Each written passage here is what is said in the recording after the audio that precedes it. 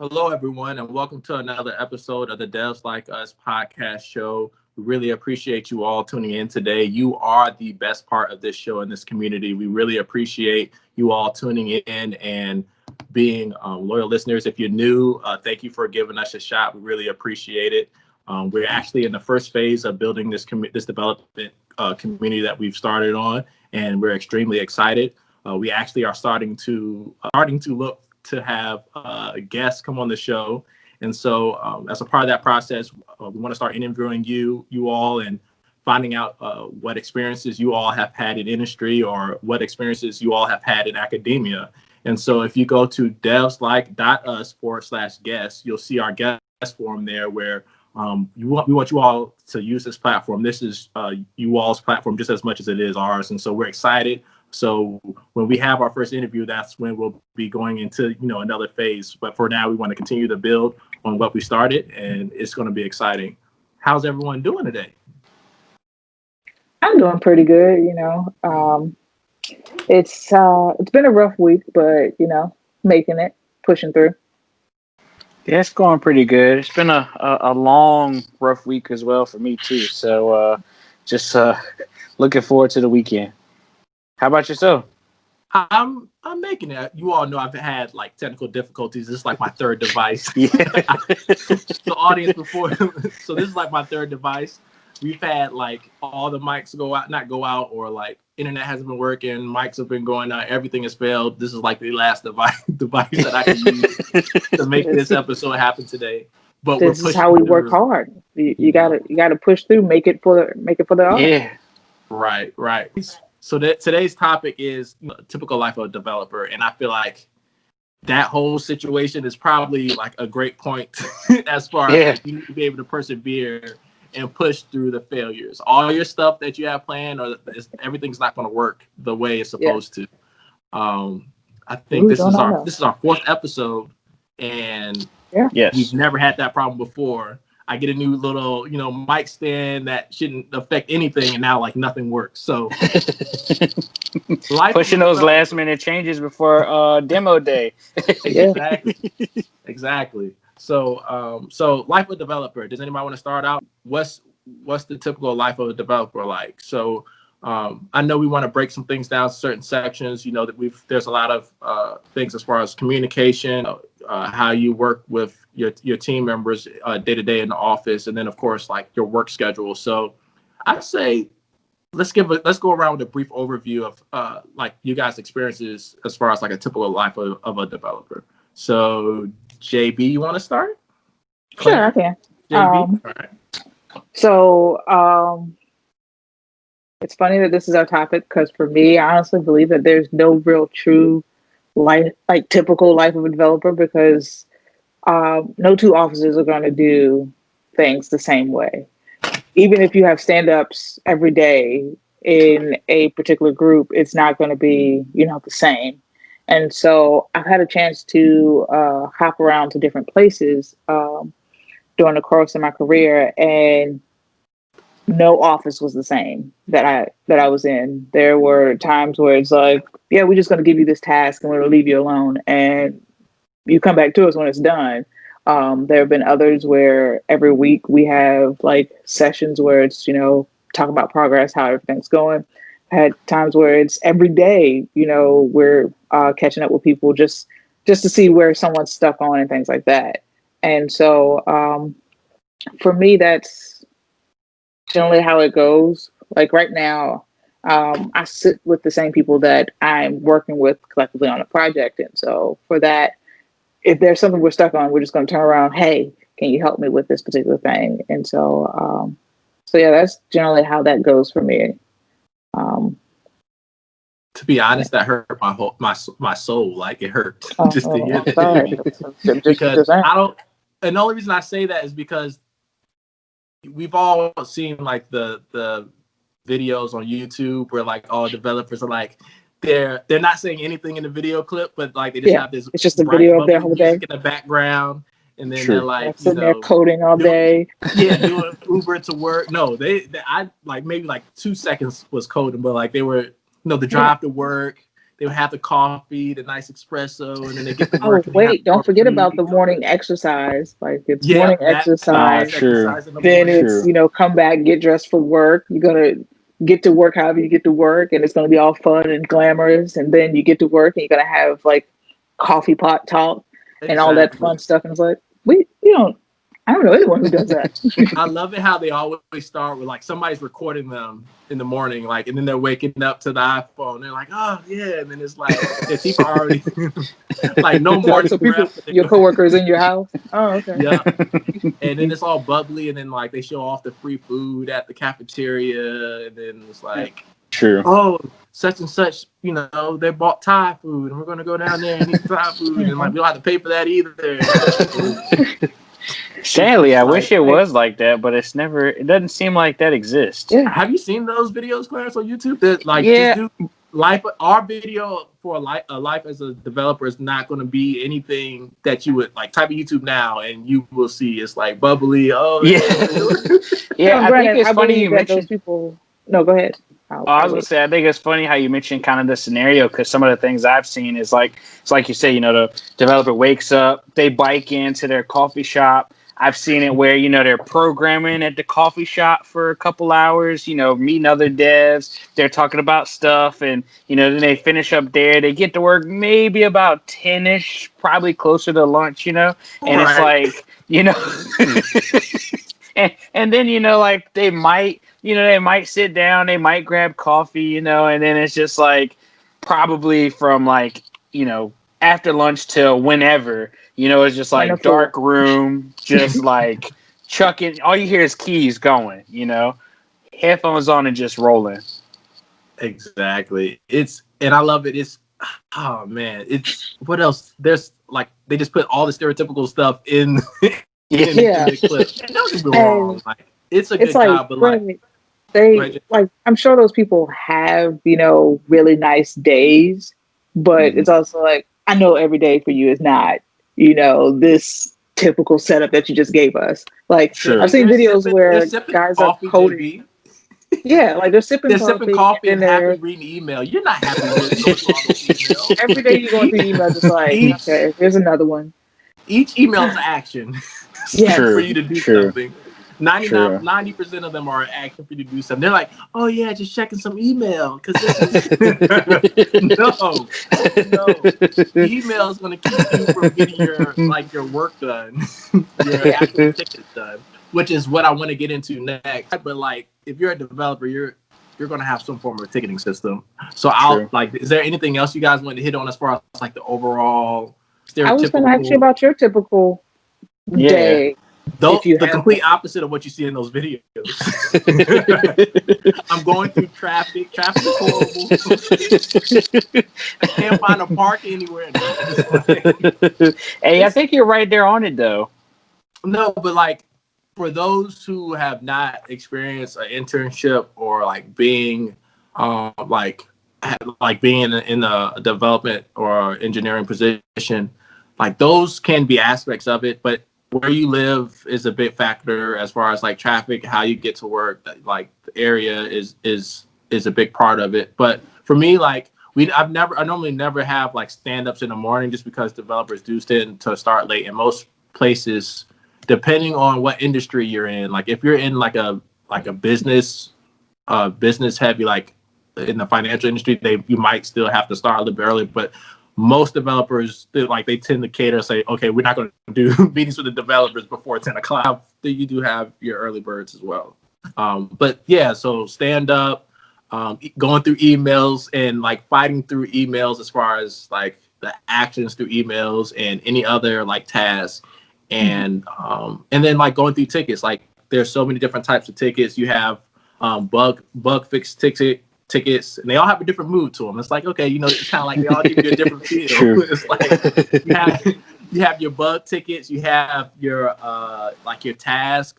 You can have spikes, where like a spike is kind of like if you're not necessarily building something, but you're researching something and you're going to like kind of make some documentation on it and like get back to the folks on like basically you're researching something. So like, should we go with this technology or this technology for for this feature, and then you get back to them with like some form of report. And then you have your break fix stuff where it's like something is just not working, which is like it could be a bug, but this is like no, it's like it's not sort of kind of working where the customer might think is like that's how it's supposed to behave. This is like no, this is broken. Like this is broken. What other type of tickets do you have? Then you have, and then all those can fit in like an Epic. I'm throwing a lot at right now, but go ahead, JB. I feel like you want to say something. No, I have nothing. I'm sure Clarence has a lot because he's a ticket man too. So. No, I was just gonna say for me, I know when I first started as a developer, I didn't drink coffee, but now as I've gone a little bit further, a day doesn't start without coffee, or I'm cranky, So that's kind of like the go-to, to kind of get jumping. But I mean, from different experiences, most of the time it does start. I know you mentioned like a lot of places they don't start stand up early, but most of the experiences I've ever had, it's kind of like the first thing. And, you get ready for that. And then once that's over with, then you kind of can, jump right in or at least kind of pick up where you left off. But yeah, it just depends. I think each environment is kind of different. And also that you brought up a good point too, because I know some developers might be like role specific where they might just work on bugs or, they might be working on all of the new stuff. So I think it's just the nature of where you're at, really. Yeah, and I will say I am the wild child because I do not have a ticketing system. Because pretty much research. Yeah, so it's just like, JB, like what are we working on today? Oh, we're going to get that thing done, and that's basically how it goes. We've got 2 years to push something to production. Where's research? It's like we're like 5 years out. Yeah. No one's waiting on this because they don't know it exists, so it's fine. True. Yeah. So how do you compare your life as like a developer in the research environment, JB, in comparison to somebody that's a developer on a production system? Did you feel like your developer day-to-day rhythm changed a lot? I would say yeah. It changed quite a bit just because of the fact that like our stand-ups are we don't really have stand-ups, so I'll just call it an informal stand-up where you're not agile? No.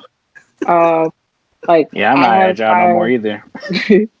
I have my own project. And so for me, I have people that work on my project with me. And so my informal things are, hey, what's going on? I've already given you your task that I need you to complete. And it's big enough where, they have plenty of work to do, but it's not overbearing to where it's like, oh, you're doing like this major thing that's pretty much a separate project all on its own.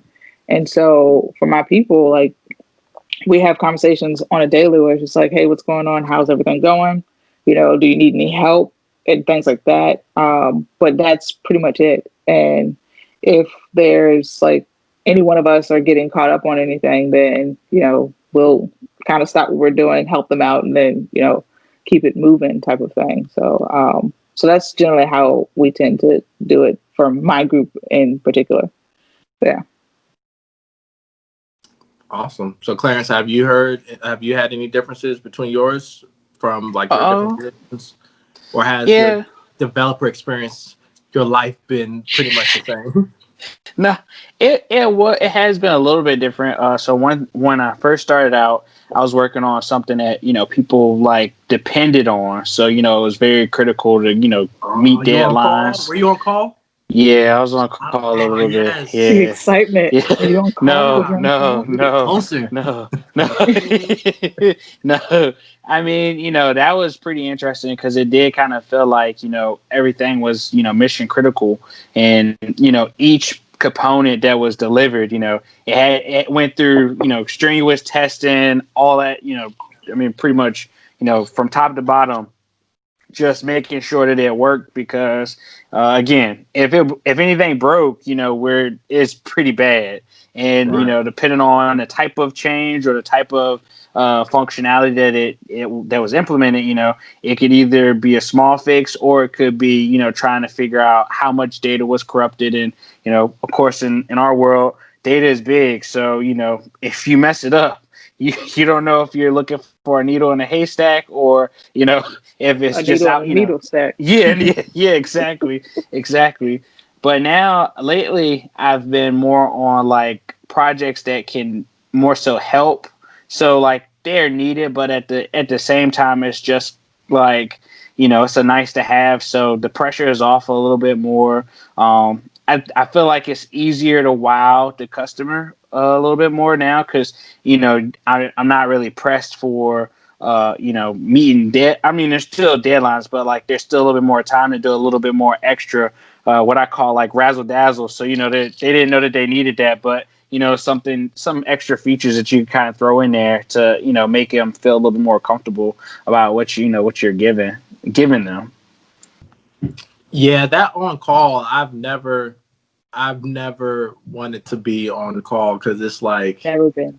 I hate it. I to be honest, I feel like it's the part of the duties that you wish you could just like negotiate out of, because you never. I mean, I've been on call so it's funny. So one position I was on call, another position never made it on that list, and now I'm back to being like on call, and so like it's stressful because you could have a whole week of not getting calls at all, and so then I'm call. you hope they call before you go to bed, but a lot of times something might break. I've even seen where things break like literally right before you wake up. So it's just like in your mind, you got to get up and help them, but then you're also like, this couldn't wait another hour. Like and most of the time it's not your fault. No. There's a lot of hands. There's a lot of hands on the structure. There's a lot of hands Yeah. and people doing things, and sometimes you'll get called, and it's like if they have a direct line to you, I don't know if you'll have like a triage process, but a lot of times it could be, oh, we just wanted to know something, and like, yeah, the system's not done. yeah. Right. This is not like a frequently asked questions call here. Well, sadly, I think that's how a lot of shops are set up, though. They have a big group of people, whether you work on it or not, but they need a centralized person to be responsible to answer that call. So, I've seen it too, where you get called, you have nothing to do with it, but now you got to call the other person. And when the person calls you, they don't say sorry to wake you up, but when you call the next person, you're like, look, I'm sorry, I didn't mean to wake you up, but this isn't me. This is you. Right. So on call can be rough, and as one thing to know, if you're depending on what type of office you're going in, if they're going to like a DevOps methodology, there is no system admin, there is no developer, there is no security. Everyone kind of plays that role. You might have someone who is like really focused. You can have somebody that's their special, like security is their specialty, but all developers are required. Like it's not like, oh, I'm not in charge of securing this app. No, if you're a developer, you're in charge of making sure that the application is secure. You're a part of like the system. What's typical system administration work? You need to use your development skills to automate processes and make sure that it's running, it's running in production well. And so it used to be the system admins are getting called in. Now in the DevOps model, developers are getting called in because they're saying you developed this code, and now like if your code is what's breaking, in that way developers aren't just, oh, let me just code it up. Oh, it gives me what I need, so that's fine. No, you need to make sure that it's stable and things don't break, and that it's going through the appropriate test and automation pieces there. So the whole, oh, I'm not getting called in, developers, and like the word is out, like, no, developers when they're responsible for coming in, they develop more stable applications. If they're not required to come in, they're not going to be as thoughtful all the time as far as like making sure that they're testing their code and that all the reviews are going through the appropriate tests. So see, I think that's a shocker too. What'd you say, Clarence? I think that's a shocker too, because like when it's your first rodeo, you're kind of like, oh, I'm just a developer, like I don't touch that, and then they're like, oh, so sorry you believe that, For sure. I mean, it's good experience because you get a chance to dabble with a little bit or a lot of stuff, but sometimes even that could be kind of scary though, because if you don't have that experience, and they expect you to make that change or that fix, and you don't have any experience in it, you're kind of just one eye open, one eye closed, hoping that, that you don't break anything else, so that somebody else will get mad at you. Right. So yeah, if there's any developer out there that feels as though, oh, I just code, 99% of the jobs now, you won't have that luxury. Even the large organizations, like, you need to know how to run your stuff in the cloud. You just developing an application locally you're not even gonna get off day one. You need to know how to containerize your applications. You need to know how to, you don't have to know all the cloud environments. If you know if you know AWS, or if you know Azure or Microsoft's offering, any of the cloud offerings, they all have similar core features. So if you know one of those, you need to know like how to use and deploy your application into the cloud. And most basic CS like courses, I feel as though they don't have time to really hit on all of the like cloud deployment, like all like the stuff. It's like they tell you how to build the app, but they don't always tell you how to maintain it and how to scale it. So there are some classes, but you really don't hit on that heavy. So I feel like that's probably one of the biggest topics like you need to go into as far as making sure that you're successful for your career, because as Clarence said, one of the big features of like your developer life, and that's maybe one of the questions you want to ask. A lot of times they don't ask, but like there is a potential if you're developing an application, that application is supporting a customer, and that customer needs that application. So whenever there's a customer that needs an application, there's that need for people being on call. And all these applications, some of them, like we've stated before in past episodes, they could be some type of legacy system with like you've never like you didn't birth that application, so you're inheriting something. So those can be interesting. Oh, that's cool. Funny you say that, because like one thing I've kind of experienced too is that when you're building an application that's going to be bolted on to somebody else's application, when they make changes and they don't tell you anything about it, customer calls you and they're like, "Hey, this isn't working," and you're like, system. "Yeah." Now you're pointing fingers. Yeah. Yeah. Right. So we did mention it earlier, but I feel as though it's an important part that connects a lot of pieces of communication between the development team. I feel like your whole day is some form of communication, whether you're communicating with the computer itself by coding, or you're communicating with folks in your with customers, or with other people within your employer through emails. So that's another communication form. Then you have communication through tickets. But I do want to go back to the stand-up. Can we give like a decent overview for folks of what to expect typically in the morning, what to expect in a stand-up? Does anybody want to hit it? I can hit it if you guys don't. Clarence? Go ahead. Clarence. I think you go ahead. You seem super excited. I'll let you go first. Let's see. Yeah, that little dance was, Well, Clarence said, I don't know about you, but mine are always in the morning. Oh, well, I mean, so it just depends. So stand-ups are supposed to be reverse quick. Psychology just worked. Well, stand-ups are really supposed to be quick. I think one thing some people do is they go pretty far in detail. I mean, sure, like you said, communication is going to be a part of your whole day, and I think some people treat stand-ups as if this is the end-all, be-all, like I'm not going to talk to you anymore today, which is cool, but sometimes, like when it happens first thing in the morning, what a lot of people find value in is just like, how are things going? Did you have any hiccups? If so, can you please state them?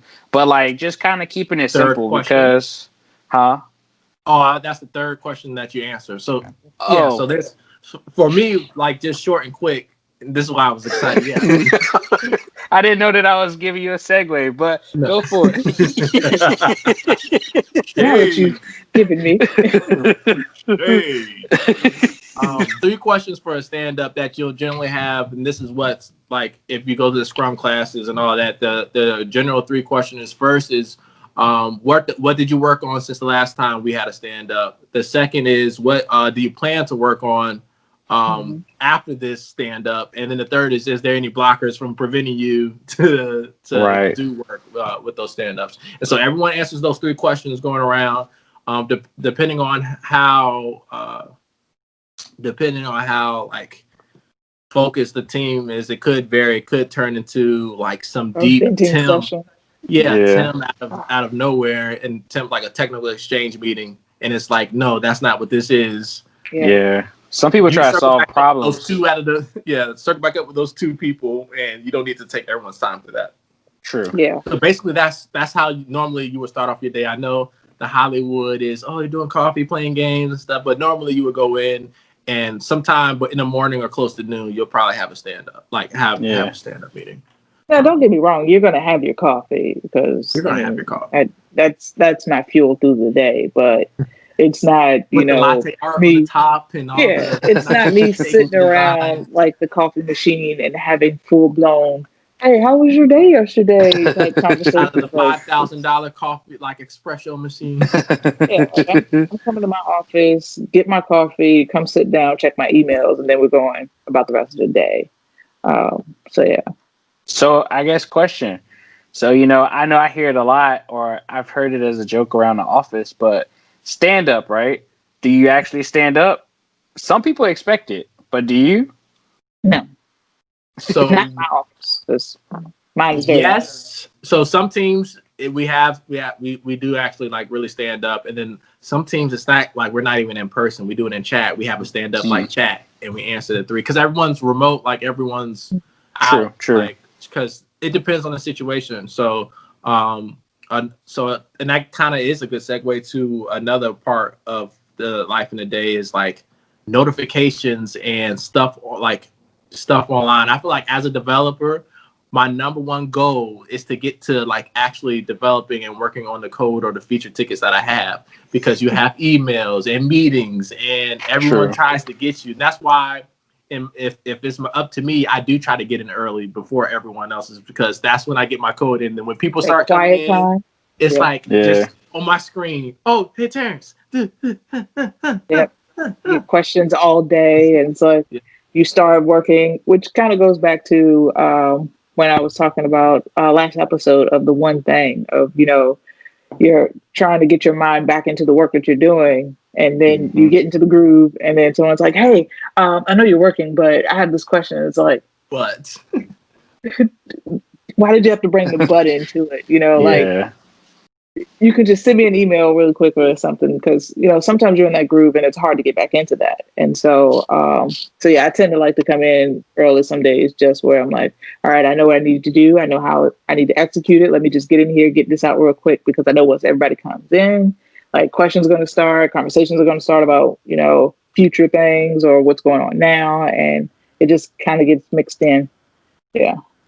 When people are coming into the room and they're asking all these questions, it throws you off, and you're just trying to get to the code, because that's I know for me personally, that's my joy moment of getting to my code and doing that development.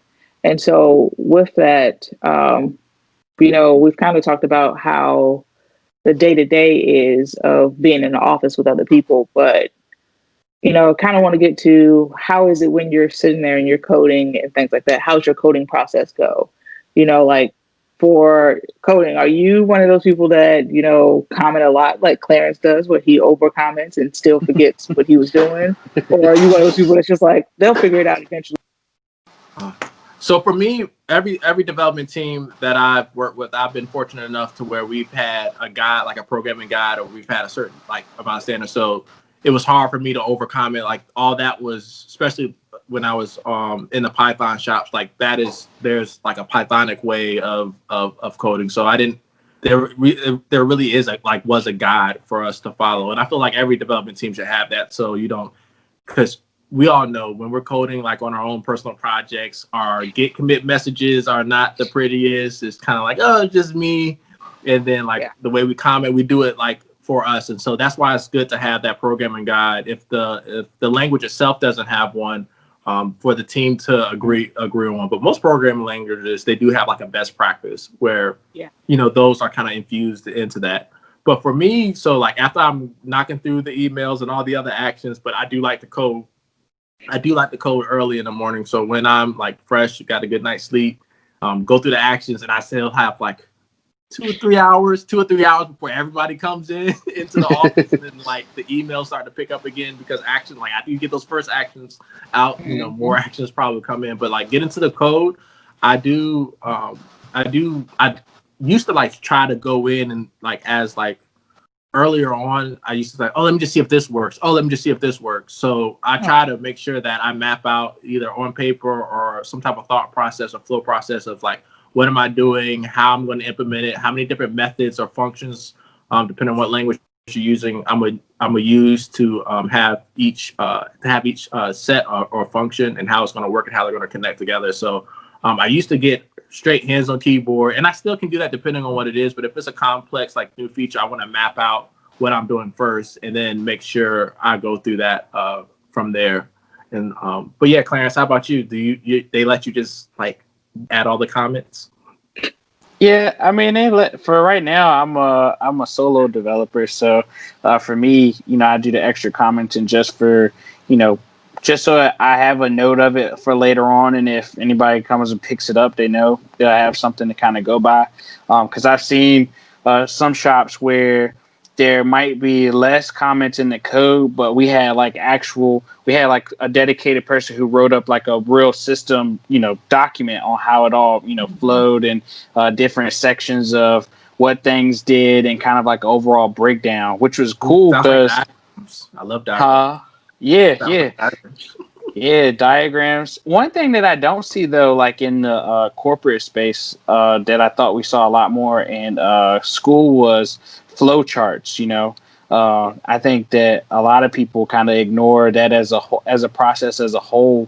So a lot of times, when you build all of these systems or you build like multiple scripts or different pieces of code. Without that, you pretty much you hand somebody, a folder of code and say, good luck, connect the dots yourself versus like, I really think like a lot of places, don't invest enough time in the predefined process planning. Yeah. Planning.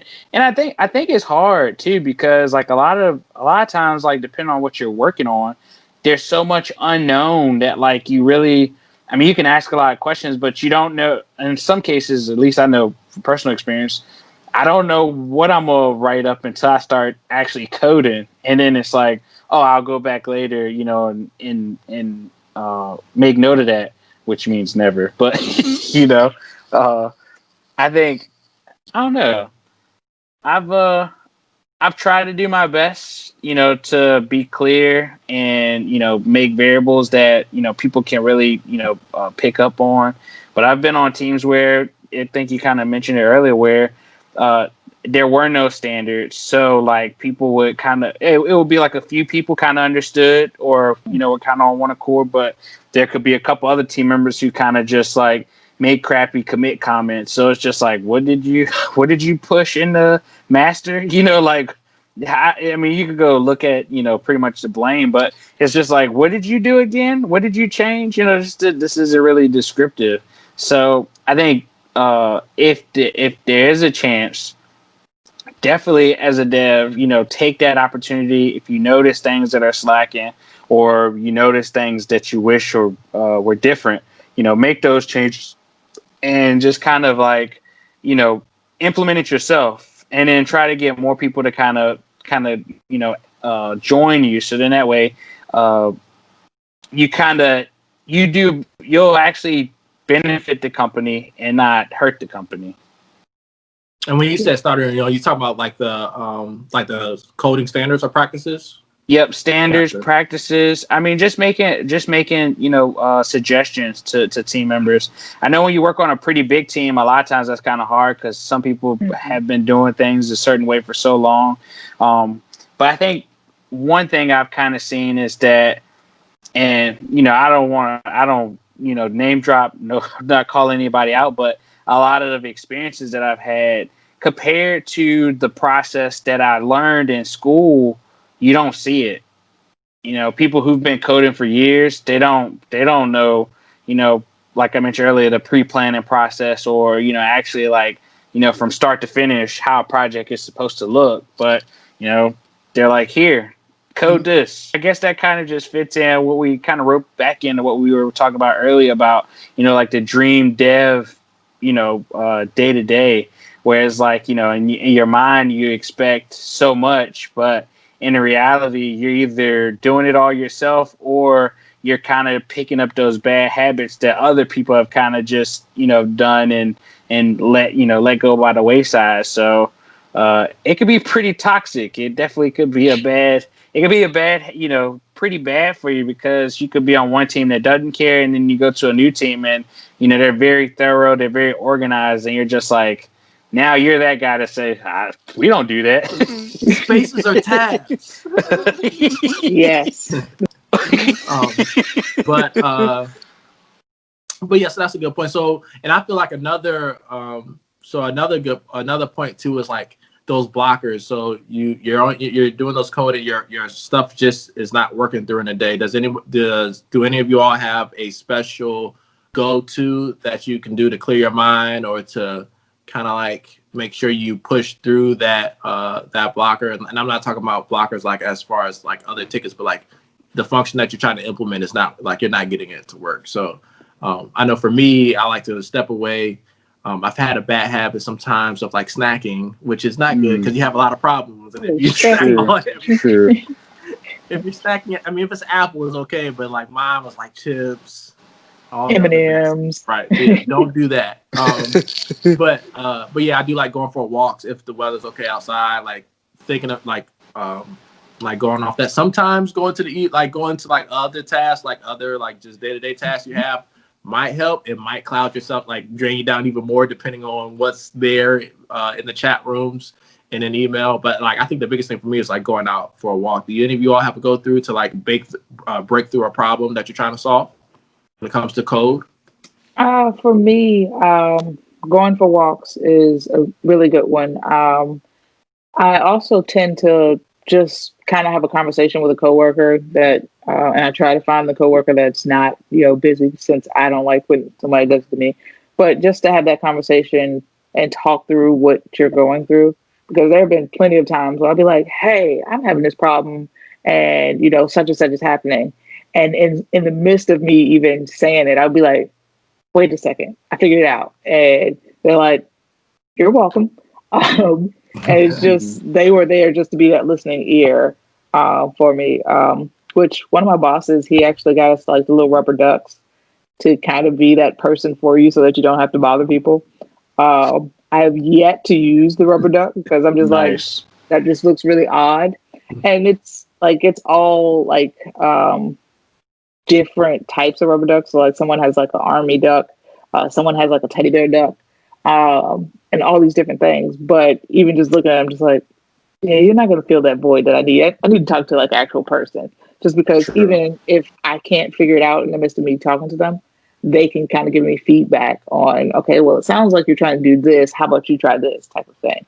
So having that dialogue with someone else generally helps me a lot. And if you don't have dialogue with somebody else, I love walking to the whiteboard. The whiteboard is my other person sometimes.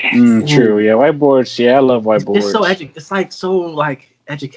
Like that feels like, oh, you're going to get some knowledge, and it's just a board and whatever you're searching to solve the solution. Even if you're just drawing shapes markers, up there. Have the different color, markers, dry erase markers up there. Like, okay, this is what's going on. This is what it is. This is what it's not. That Facebook music starts playing in the background. I'm like, we're gonna get this. It's like real dramatic, like amped up music. Yeah, and then standing up sometimes. If you're fortunate enough to have a sit stand desk, standing up. Yeah, me sometimes. The walking, sit stand, and whiteboard are my three go-tos. And just time off. Like just That's true. Back to it. I mean, sometimes you need those mental health days. I'll say also for me is just the fact of like you alluded to, doing other tasks. But you kind of said, other day-to-day tasks. Whereas for me, it's like, I know I have other things on my plate.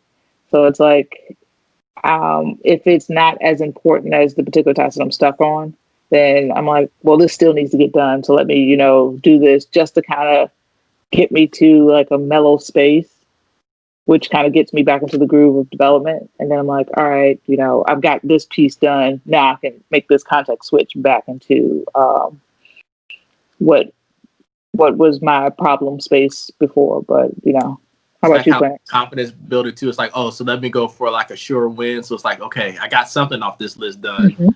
Because like True. you can have 4 things on a list. One of those things could take like a long time to do, or it's like a Yep. lot of ifs. And those other 3 can be like, I just know I need 30 minutes and that's done.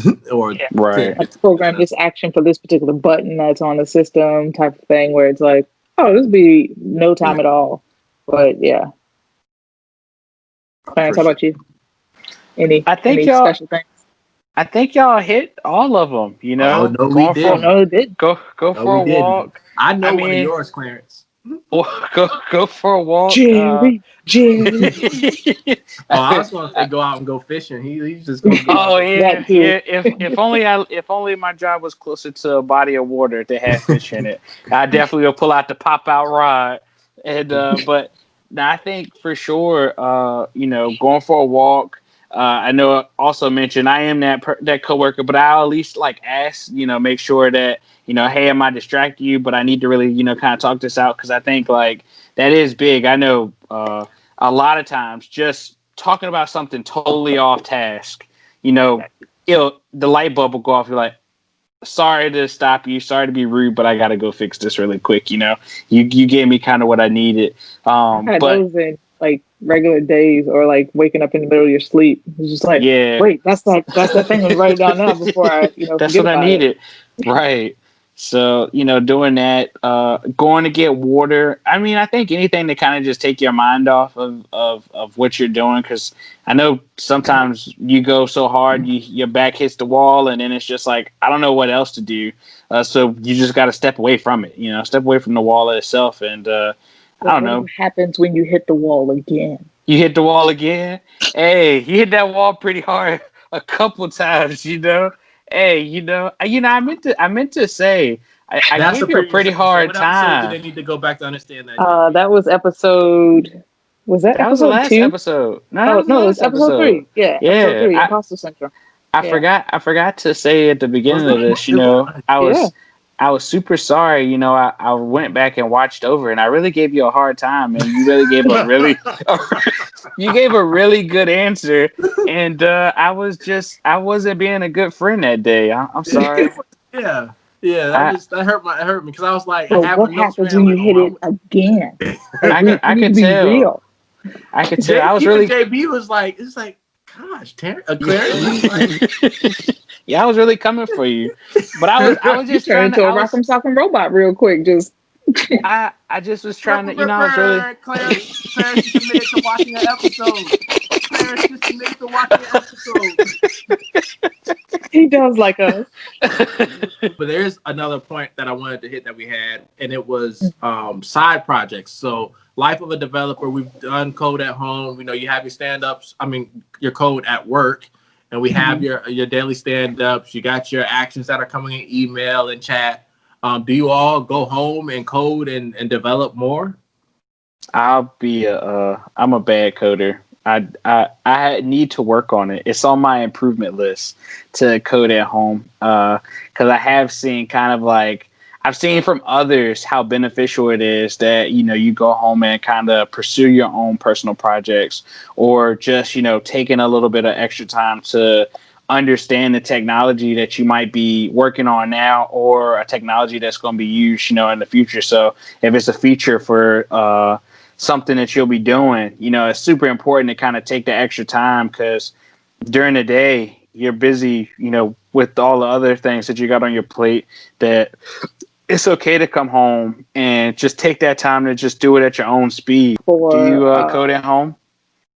So for me, there's kind of an ebb and flow with that. There are times where my home development or my home learning is really high and I'm just like kind of on a roll. And then there's times where it's like when I get off and I'm at home, I'm just like, all right, that's enough. I've been coding all day and I just need me time. Um, and so right now is one of those high moments where like last week I took a course just to refresh myself in like C development and memory management and things. And I have another course lined up that's in statistical learning that's coming up. And so I'm, doing those types of things where it's not coding per se, but it's still self-development within the career field. And so that's kind of how it's going for me right now. But I will say coding projects, I have a laundry list of them, but I just haven't quite gotten to them and followed Makes through sense. with that. Because I have quite a few things around my home that I want to, get into and develop and things like that. And so it just takes a little time to get there. But, Right. Yeah, I think that's one of the things I struggle with. I think you definitely hit on it was that, sometimes the day is so stressful that like the last thing I want to do is see a screen. So I know one of my guilty things is other, projects that kind of home projects that kind of take precedent, in the after hours. So, whether it be just crafting DIY type of stuff. So I do need to shift more into, actually developing or doing more development at home. doing So home I, DIY projects and things. so yeah, so one of the reasons why I think I don't do a lot of development at home is that I do hit a roadblock of I hear so many folks who like come up with great ideas that they could develop. You go on YouTube or you go on like you just watch stuff on TV and you see a lot of folks doing some pretty cool stuff. But I don't know about y'all, but sometimes I get home and I look at my laptop and I'm like, I know I should be coding something, but I don't know what I'm coding. I don't know what, am I taking on something brand new? Am I trying to improve something that's already out? Like, how do y'all kind of handle that? Well, I love, yes, I do love like coding something out at home. That's the only way I really stay current because a lot of times, like when you're at work, you're doing what's best for the development team and the company, right? And so that's not always necessarily best for what's for you and your career and make you a better, well-rounded like developer or engineer. So sometimes when you're at work, like you're good at something and like they'll give that to you and it's not really let's make you a better, well-rounded developer. No, this more of we have a deadline. We need you to do this because this is what you this is what you do. So do that. So at home is more so of working on working on your weakness. And what you're not best at. So my coding and projects at home are really the things that I'm weak at. So it's to make sure that I'm removing those weaknesses or strengthening those weaknesses, so that I have that opportunity and building your GitHub portfolio to where you're always staying fresh and current with things because sometimes what you have at the job might not necessarily be the newest or the future of where the industry is going. So there are a lot of people that they've been working on a certain product for 10 plus years and they're still dealing with the same tech stack that was 10 years ago, right? So and then you end up having to move to another product and they're dealing with a technology that's 2 or 3 years old. So you always want to stay current, go to tech talks or listen to other new technologies because each one, if it's picking up traction, if there's a new technology that's picking up traction, it's picking up traction because it's more efficient. It makes the developer more productive to where you can focus on other problems rather than whatever thing that you're normally sticking with. Normally they make things a lot easier. It's advancing, so you don't want to just stick to the first tech stack that you've ever learned because there's going to be something that comes out that's better. Right, makes sense. Yeah, so I definitely love working and coding at home, and I always try to make time for it. And to me, that's what's fun. Like that's when it goes back to being your baby, to where it's like you don't have to integrate to this big, huge thing, or like you can do it like it's your time, like it's what you want to do. And to me, that's just enjoyable. You can it's a different feeling for me too as well. But and then it's also a good feeling when you come to a problem at work and you're like, hey, I know this service or this library or this technology that solves that. And that's like one of the best feelings in the world. And to me, that's just confirmation that like you're doing the right thing. So like I've had that happen a number of times where it's a technology that the team is not using or they might not even be aware of, but it's something that I read in a blog post or something that I did in my own personal development time that I was able to speak on it. And like when you do that, that makes to where it's like, yeah, I'm always make sure I have my self-study, my self-coding time at home separately, you know. And it doesn't have to be much. It could be an hour a week or an hour a day or like whatever fits. Like something is better than nothing. I know folks have like busy, like when you're working a full career, like sometimes it gets easy to not, you know, you coding all day, so come back home and code again. So I wouldn't say every day, you know, you do want to have, you know, some time to make sure that you're re-energizing for the next day, because all those things will kind of like merge together. So you do want to do something, if it's working out or whatever, like do a hobby that is not coding as well, just so you can have a break. There might be some people that enjoy like being 24/7, but for me, I like to change the pace. Like I would like to do something else too, but I do make time to where certain days of the week where I am exploring and testing things out. So I think we hit on a lot of good points. Anybody else have any other points we should hit on for life of a developer? I think. I guess.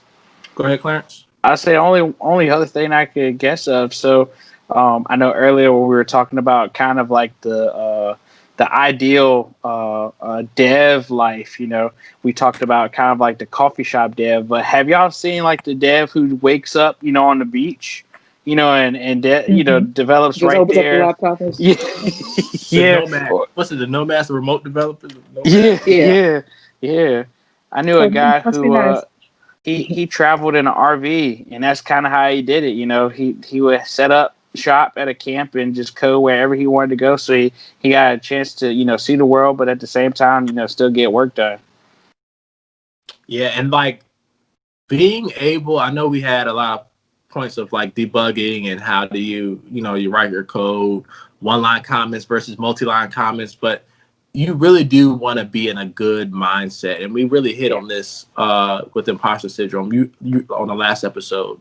So you should check that out as well. But you really want to be in a good mindset. Life, like if you're down and like life and things are hard, it is really hard to code when like you have so many like other things running through your head or you're not in a good mood.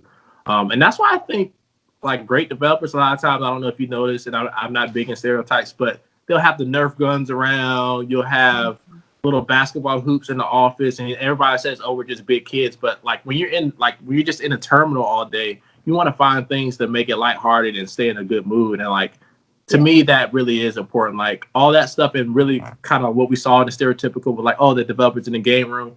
All that is giving their mind a rest. Like we're doing some serious computations and solving like serious problems and working on like algorithms or making sure these powerful systems are up and running. So like you need a break from that. That's it drains you. So like doing those things, like if you have little things in the office, and this is probably the final point that we can have, life in the office, your relationship with your coworkers, have little games. Like people have like little games in the offices where they'll do little things. Like I know a big one is like the Nerf guns, where everybody has their own Nerf gun. If people are just going through it, they'll just start, going off with the Nerf guns, or they'll maybe they'll have certain like days where they wear like certain types of shirts or some type of theme parties or something, or have a theme lunch. So all that stuff to me does help. Like I don't want to be in a toxic environment where it's just like, oh, come on, code, go home. It's code which is all okay, day, every day, and just keep your head down. Yeah, and don't get me wrong, there's a place for that, but like if you're there, you might as well. It does. I do believe it makes you more productive if you're able to being there. Enjoy being there. Yeah, for sure, for sure.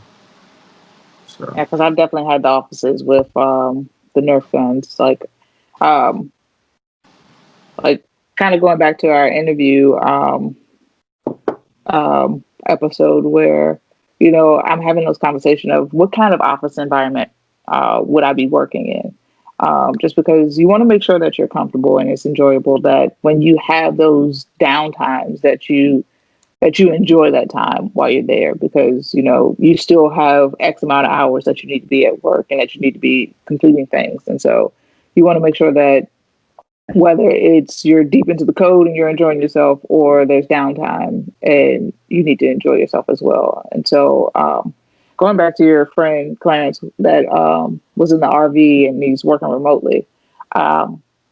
Working remotely at home and working remotely, while traveling are two completely different things, because I like human interaction when I'm working. And so, like with the pandemic and things and working from home, I'm like, yeah, I'll have, this chat with a coworker in the chat system, but it's not the same as being there and having those conversations. So for me personally, I need to have that human interaction when it comes to being a developer and in the office with people. So yeah, I would love to get him for an interview. Yeah. He's a digital nomad, right? I think that's the technical term. I think that's shit. Nomad. Totally different from a remote work, but I like those are like special folks, and they're like always traveling, but they seem happy. Yeah, for sure. Yeah, it's awesome. So, any other points you guys had? That was pretty good. Now, I think I'll just add my last little piece to add would be from experience, I've noticed like companies that are more business driven, they don't really have those step away and, like things to take your mind off of, what you're doing. But I have seen like at a more technical, or I should say technology type, driven business, where they do definitely put that effort in and making sure that like you have a space to kind of, walk away and do something different, whether it be like, like you said, the Nerf guns, or one place had ping pong. You just meet up with a couple peers and just do that. But I know one thing that adds a lot of value to that alone is that now one thing I think that is really critical for developers is like collabing with people. When you talk to people in different space or different experiences, a lot of times that helps drive. Holy crap! Did y'all hear that? Yeah. No. No. Yeah, that was really loud. Oh snap! I was like, okay, Jesus, we hear you. I'm almost What finished. was that? It was lightning. Thunder. Oh, thunder. I think lightning Your hit internet about to something. go out too. That's why I said let's wrap it up. Oh, my bad. Yeah. I'll wrap it up. I'm Really just quick. joking. Let me add something else. No, sorry. Another thing. I'll end it with this, just saying that as a developer, one of the big things that I think helps you succeed is just collaborate with not only other devs but just other people in your workspace, because being a dev is almost like being an artist. You could be driven by a lot of different influences, and that kind of just it sparks the mind. It improves how you think. So it definitely, I think it helps shows up in what you develop and what you design, because now you put more effort into how do humans need things, or how do humans kind of interact with certain things. So I think to summarize, this conversation, to kind of bring it all together. There's no real typical developer day when you can't put a general stamp on that for people. There may be a typical developer day in a particular office or company and things, but there's no real typical thing that you can just say, every developer does this and this is how their day is going to go. This is how your day is going to go when you get out of school, because people do things differently based on their needs and mission statements that they have. And so with that, anybody else?